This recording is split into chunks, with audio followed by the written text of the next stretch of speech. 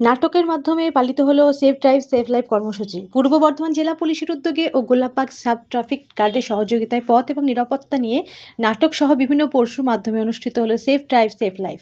বুধবার সকালে বর্ধমান জেলা পুলিশের উদ্যোগে নবাবাদ মোড়ে পথ নিরাপত্তা সুনিশ্চিত করতে রাজ্য সরকার সেভ ড্রাইভ সেভ লাইফ কর্মসূচি গ্রহণ করেছে।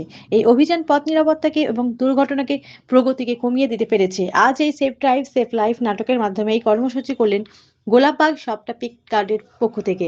এদিন এই সেফ ড্রাইভ সেফ লাইফ অনুষ্ঠানে উপস্থিত ছিলেন টিআই ইন্সপেক্টর দেবাশিস নাগ, কোলাপাক sub traffic OC Piku Das সহ অন্যান্যরা। আজকে আমাদের পূর্ব বর্ধমান জেলা পুলিশের উদ্যোগে এবং আমাদের ওসি গোলাপবাগ ট্রাফিকের ব্যবস্থাপনায় আজকে একটা প্রোগ্রামের আয়োজন করা হয়েছে পথ নিরাপত্তা সচেতন সম্পর্কে। এটা আপনার 1 জুলাই থেকে 7 জুলাই 7 দিন এখন পথ নিরাপত্তা সপ্তাহ হিসাবে পালন করা হচ্ছে।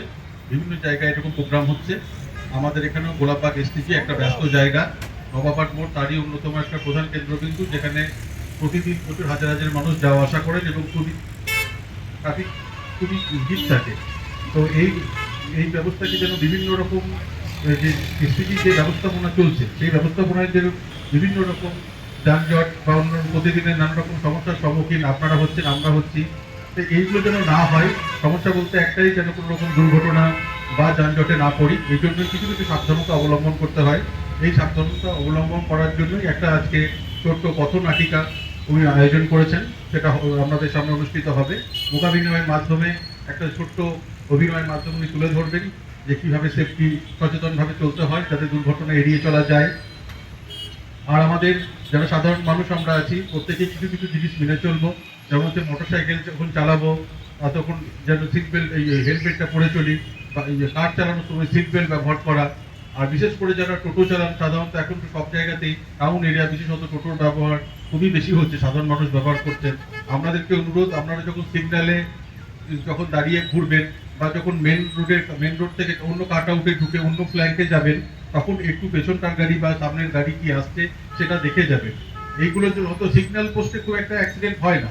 যখন সিগন্যাল পোস্ট থাকে না, আপনারা কাট আউটের মাঝে ঢুকতে যাচ্ছেন, প্যাসেঞ্জারের হয়তো খুব চাপাচাপি করছে, তার জন্য এইগুলো একটু মেনে চলবেন। এগুলো ঢুকবেন না, একদম নির্দিষ্ট জায়গায় সিগন্যাল এলে সেখানেই যাবেন, অন্য জায়গা থেকে এগুলো ঢুকবেন না, তাহলে দুর্ঘটনাটা অনেকটাই এড়ানো যাবে। আমরা অনেক এখন পরিসংখ্যান দেখতে গেলে পরিসংখ্যান দিয়ে মৃত্যুর হিসাব হয় না, কিন্তু তবুও বলি পরিসংখ্যানের দিক থেকে আমরা এখন অনেক উন্নত জায়গায় এসেছি, অনেক অ্যাক্সিডেন্ট এখন কমেছে, মানুষের জীবনযাপনে কম যাচ্ছে, যানজটও কম হচ্ছে। কিছু করছি না। আপনাদের প্রত্যেককে আরেকবার বলছি, সচেতনভাবে আপনারা গাড়ি চালান এবং আমাদের এখানকার গোলাপাক ওসিজি যিনি আছেন এবং তার যারা স্টাফ আছে, কেএজি আছে, সিভিক আছে, পৌরসভার কর্মীরা আছে, প্রত্যেককে হেল্প করুন একটা সুন্দর ট্রাফিক ব্যবস্থা গড়ে তুলতে।